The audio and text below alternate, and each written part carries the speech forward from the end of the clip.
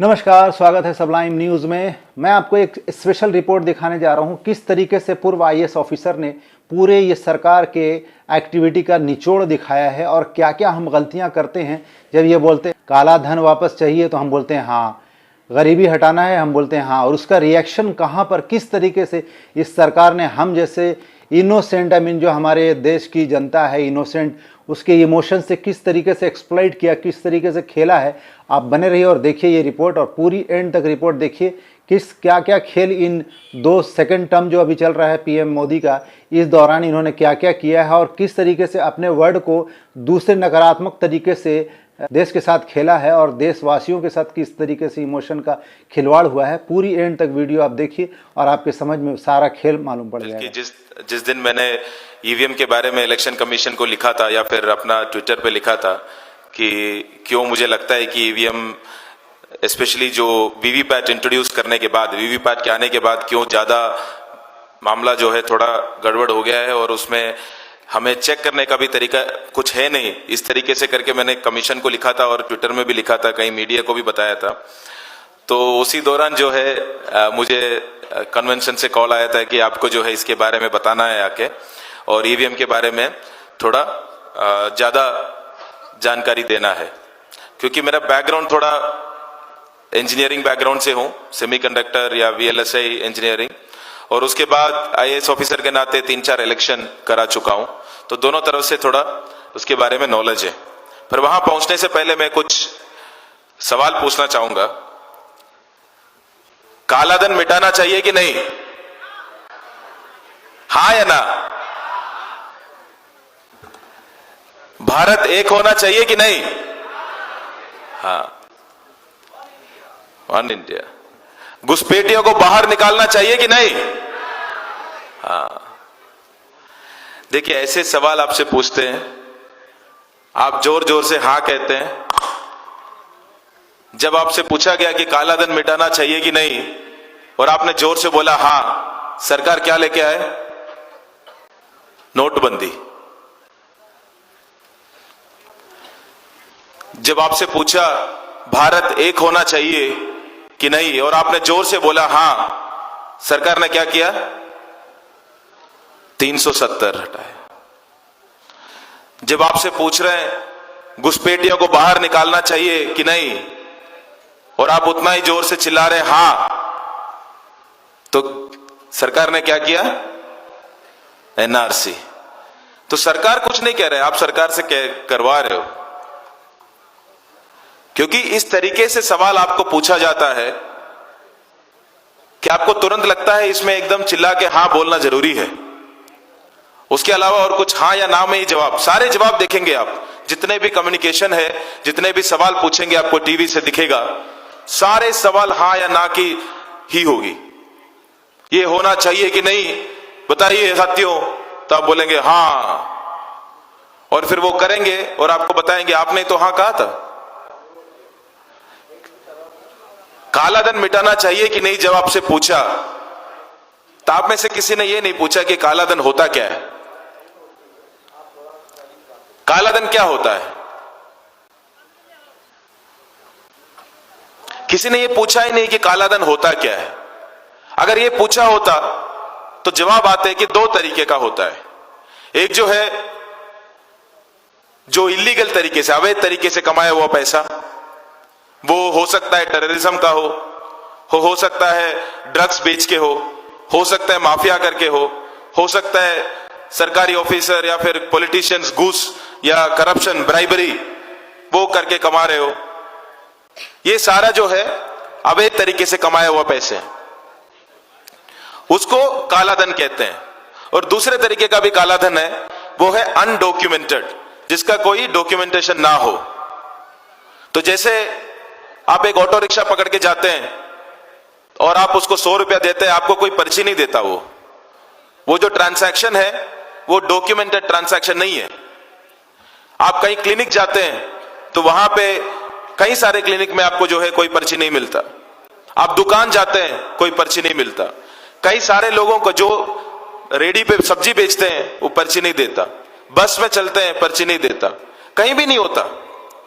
India के 80 से 90% जो इकोनॉमी जो है वो इनफॉर्मल इकोनॉमी है, जो बिना ये कागजात, बिना ये डॉक्यूमेंटेशन के चलते हैं, और उसमें कई सारे लोगों की आमदनी भी ठीक ठाक है। तो जब वो भी कालाधन है, अब मैं दोबारा ये सवाल पूछता हूं, कालाधन मिटाना चाहिए कि नहीं?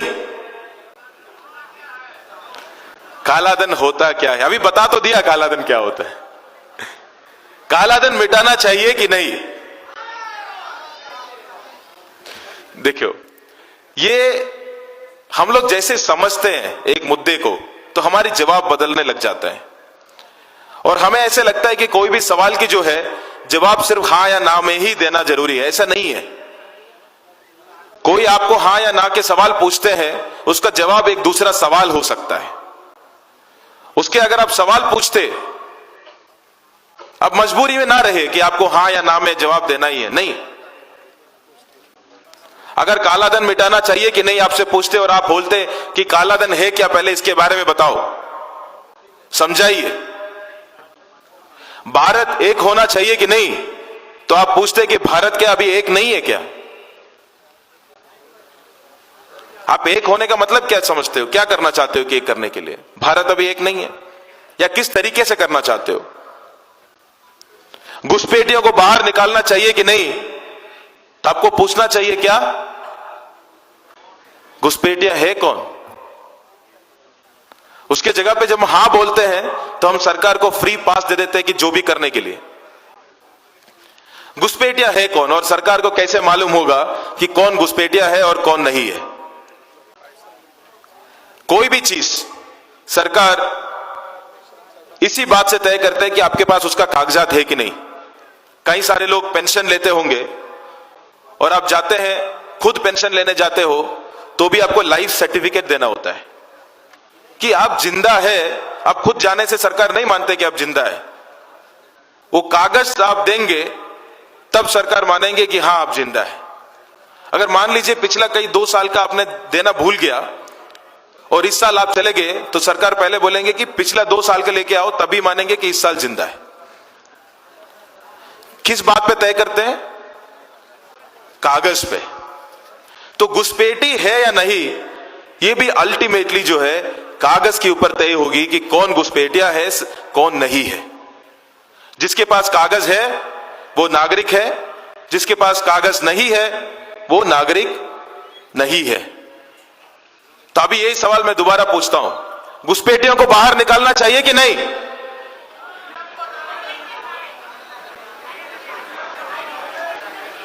तो कम से कम हाथ तो नहीं बोल रहे हैं। तो ये एक कम्युनिकेशन की स्ट्रैटेजी है जो पॉलिटिक्स में कई सारे यूज होती है। इसके बारे में हमें अवेयर होने की जरूरत है। हम यहां पे तो अवेयर लोग हैं, यहां पे एजुकेट, मतलब कई सारे इसके मुद्दे के बारे में जानकारी है, ऐसे बैठे हैं। पर आप जाएंगे गांव में अपने अपने जगह पे, उनको भी पूछेंगे इस तरीके से, जब सवाल आता है तो आपको क्या बोलना है, क्या जवाब देना है। एक नागरिक को कभी सरकार के सवालों पे जवाब देने की जरूरत है ही नहीं। एक नागरिक को जो है एक ही जिम्मेदारी है, वो है सरकार से सवाल पूछने का और पूछते रहने का, और कोई जिम्मेदारी नहीं है। हमें ऐसे महसूस किया जाता है कि सरकार सवाल पूछते रहेंगे, हम उसको जवाब देते रहेंगे। अब ये कागज घुसपैठी या इलीगल इमिग्रेंट को मैं थोड़ा सा बड़ा कर दूं और ये पूछूं कि ऐसे लोग जिनके पास कागज नहीं है, क्या उनको बाहर फेंक देना चाहिए कि नहीं? सवाल वही था, पर जैसे उसका डेफिनेशन आ गया, आपका जवाब बदल गया। कैसा कागज, और किन के पास कागज नहीं होता इस देश में? किन किन लोगों के पास कागज नहीं होता इस देश में? गरीब के पास नहीं होता। जो मैं 2 जगह पे डीएम रह चुका हूं, वहां पे मेजोरिटी जो है ट्राइबल पॉपुलेशन थे। कई सारे लोगों के पास डॉक्यूमेंट्स नहीं थे। जो महिलाएं हैं, जो शादी करके दूर गांव में जाते हैं, उनके पास नहीं होता।